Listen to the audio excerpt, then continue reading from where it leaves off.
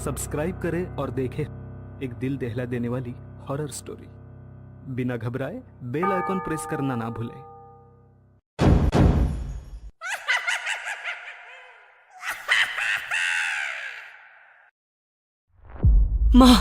माँ वो फिर से आ गई है। वो देखो, कमरे में खड़ी होकर मुझे ही घूर रही है। आप लोग मेरी बात का यकीन क्यों नहीं करते? वो ले जाएगी मुझे। तेरे कमरे में कोई नहीं है बेटा, तुझे वहम हो रहा है। दवाइयाँ खाकर सो जा मेरे बच्चे, कुछ नहीं है यहाँ। नहीं, कोई दवाई नहीं खानी मुझे।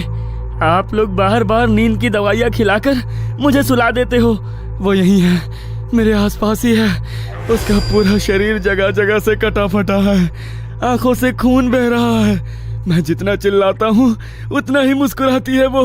देखो, अभी भी मुझे देखकर मुस्कुरा रही है। पता नहीं है क्या हो गया है मेरे बच्चे को। जरूर कोई बुरी आत्मा है जो इसे दिखाई दे रही है। मैं आज ही इसके लिए बड़े पंडित जी के पास जाकर धागा बनवा कर लाती हूँ।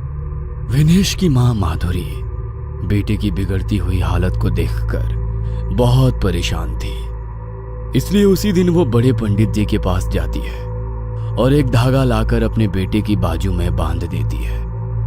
विनेश के अचानक से बदलते हुए व्यवहार को कोई नहीं समझ पा रहा था। उसे अपने आसपास कोई ऐसी लड़की दिखाई दे रही थी जिसे परिवार में बाकी कोई भी नहीं देख पा रहा था।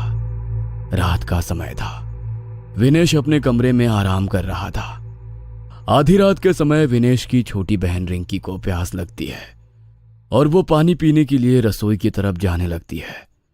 अचानक ही उसे भाई के कमरे से कुछ अजीब सी आवाजें सुनाई देती है। उन आवाजों को सुनकर रिंकी घबराकर विनेश के कमरे के दरवाजे पर जाती है, लेकिन दरवाजा अंदर से बंद था। वो दौड़कर कमरे की खिड़की पर पहुंचती है तो देखती है सामने उसका भाई बालकनी की मुंडेर पर खड़ा हुआ नीचे देख रहा है। अचानक वो मुड़कर अपनी बहन की तरफ देखता है। उसके चेहरे पर एक भयानक सी मुस्कान थी जिसे देखकर रिंकी का दिल दहल गया था। इससे पहले कि रिंकी कुछ कर पाती, विनेश वहां से नीचे कूद जाता है। एक क्षण के लिए रिंकी की आंखों के आगे अंधेरा छा गया था। अगले ही पल रिंकी के मुंह से एक भयानक चीख निकलती है जिसे सुनकर रिंकी के माँ बाप दौड़ते हुए वहां पहुंच जाते हैं। रिंकी अपना सर घुटनों में छुपाए लगातार रोए जा रही थी। किसी तरह सुबकते हुए उसने उंगली से विनेश के कमरे की ओर इशारा किया और एक बार फिर से फूट फूट कर रोने लगी। कुछ पलों में विनेश के साथ हुई अनहोनी के बारे में घर में सभी लोग जान चुके थे और चारों ओर अफरा तफरी मच गई थी। 3 दिन बाद काश के कुछ दिन पहले ही मैं उसे पंडित जी के पास ले जाती तो शायद आज मेरा बेटा जिंदा होता। अरे बस करो अपनी यंत्र तंत्र मंत्र की बातें। कोई भूत प्रेत नहीं दिखाई देता था उसे। दिमागी रूप से बीमार था तुम्हारा बेटा और इसी दिमागी बीमारी ने जान ली है तुम्हारे बेटे की। अच्छी तरह समझ लो इस बात को। तुम्हारे जैसे लोग ही समय पर इलाज करने की बजाय झाड़ फूंक में समय वेस्ट कर देते हैं और उसके बाद जब बात हाथ से निकल जाती है तो सर पकड़कर रोते रहते हैं। गलती तो मेरी भी थी ना जो मैं तुम्हारी बातों में आ गया, लेकिन अब किया भी क्या जा सकता है। जो होना था वो तो हो गया। अब तो रिंकी ही हमारा सब कुछ है। रिंकी अभी बस 18 साल की थी। इतनी छोटी सी उम्र में उसने अपनी आंखों के सामने अपने भाई को मरते हुए देखा था। इस बात का उसके मन पर बहुत गहरा असर पड़ा था। इस घटना के बाद रिंकी ने किसी से भी बहुत ज्यादा मिलना जुलना, हंसना बोलना कम कर दिया था। वो दिन रात सिर्फ अपने कमरे में बैठकर पढ़ाई करती रहती, मानो एक जुनून सवार हो गया था उसके सर पर। रिंकी बेटा, जो होना था सो हो गया। अब तेरे इस तरह कमरे में बंद होकर अकेले रहने से कुछ नहीं होगा। बेटा, घर से बाहर निकला करो, दोस्तों से मिला जुला करो। ऐसे कैसे चलेगा? मुझे साइकेट्रिस्ट बनना है माँ। उन सभी लोगों को ठीक करना है जिन्हें भाई की तरह मानसिक बीमारी है। मैं नहीं चाहती कि भाई की तरह दुनिया में अब कोई और अपनी जान इस बीमारी से गंवाए। 10 साल बाद अपनी मेहनत और डेडिकेशन के चलते रिंकी एक सक्सेसफुल साइकेट्रिस्ट बन चुकी थी। उसने जानबूझकर क्रिटिकल पेशेंट केयर डिपार्टमेंट ही चुना था। वो अपने दिन का ज्यादातर समय क्रिटिकली इल पेशेंट के साथ ही बिताती थी।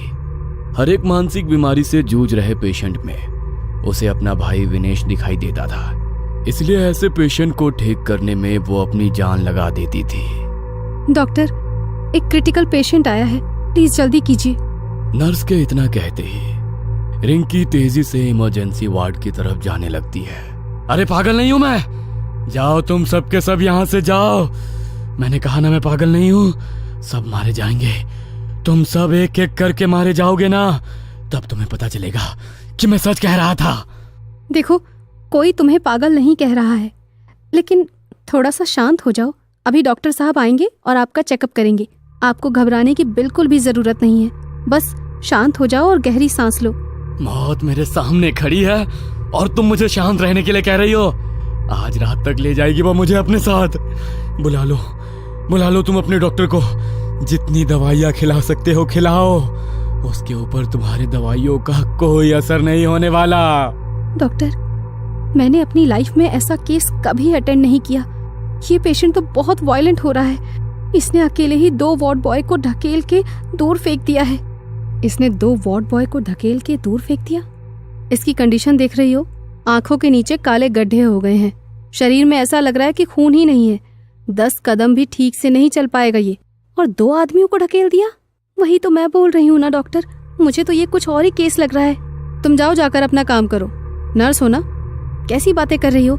ऐसा करो, हॉस्पिटल की जॉब छोड़ो और किसी तांत्रिक के साथ ज्वाइन कर लो। कहानियां अच्छी सुनाती हो।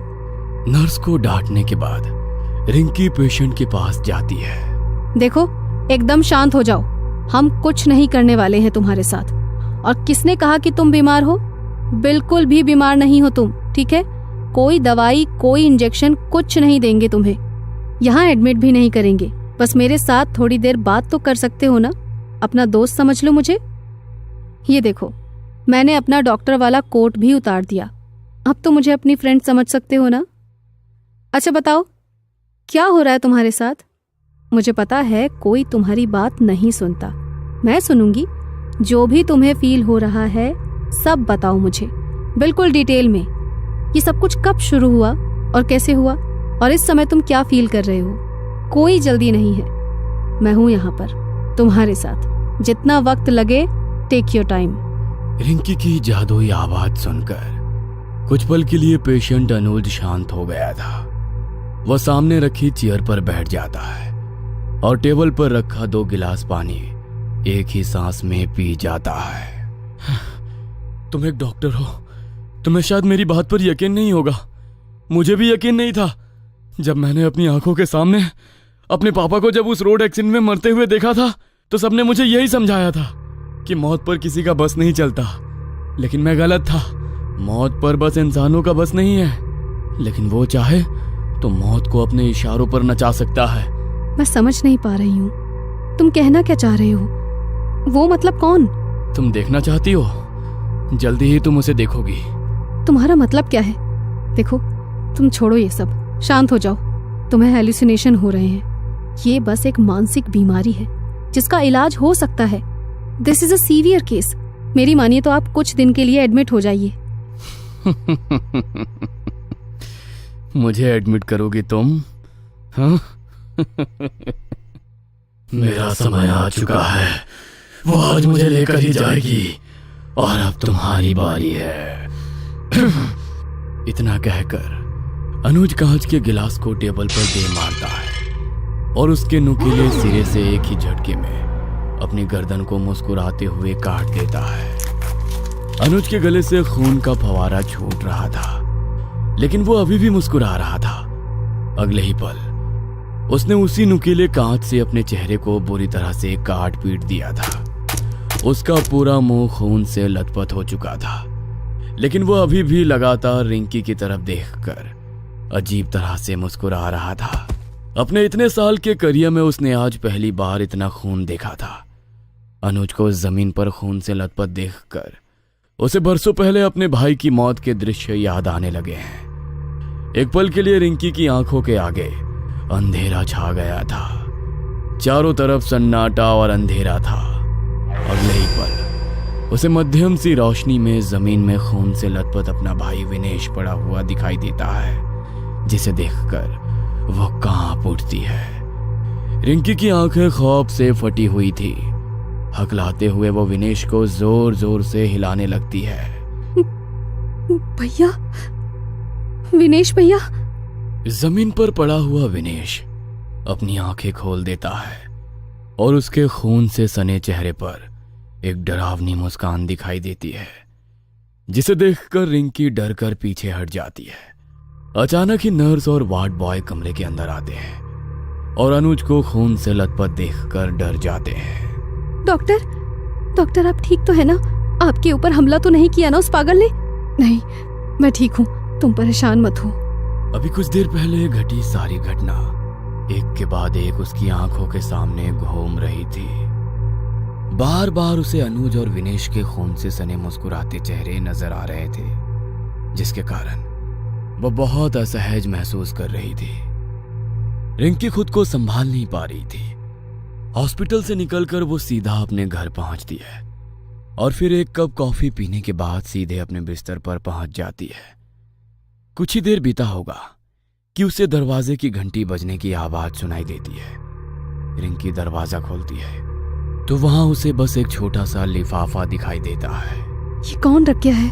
ना नाम है ना पता है। स्ट्रेंज। रिंकी लिफाफा खोलती है तो उसके अंदर रखे सामान को देखकर मानो उसकी सांसें हलक में अटकी रह जाती है। अंदर कुछ तस्वीरें थी जिन्हें देखकर रिंकी को अजीब सी घबराहट होने लगी थी। लिफाफे के अंदर पहली तस्वीर उसके पेशेंट अनुज की थी, दूसरी उसके भाई विनेश की और तीसरी उसकी खुद की। सभी तस्वीरों में एक असामान्य बात यह थी कि उन सभी के चेहरे बुरी तरह से कटे हुए थे और फिर भी वो मुस्कुरा रहे थे। इन 3 तस्वीरों के अलावा भी उसमें एक चौथी तस्वीर थी।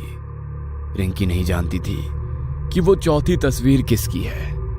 मनोवैज्ञानिक होने के बावजूद रिंकी को महसूस हुआ जैसे डर से उसके हाथ पांव ठंडे पड़ रहे हैं। अपने हाथों को आपस में रगड़ते हुए वो फ्रिज से दूध निकालकर एक बार फिर कॉफी बनाने लगती है।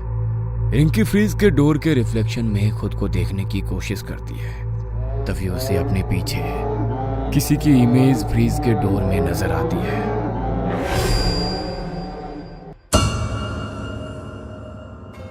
ये कहानी आपको अच्छी लगी हो तो हमें सब्सक्राइब करें, हमारा इंस्टाग्राम और फेसबुक पेज जरूर फॉलो करें। और हाँ दोस्तों, सब्सक्राइब करना भूलना मत।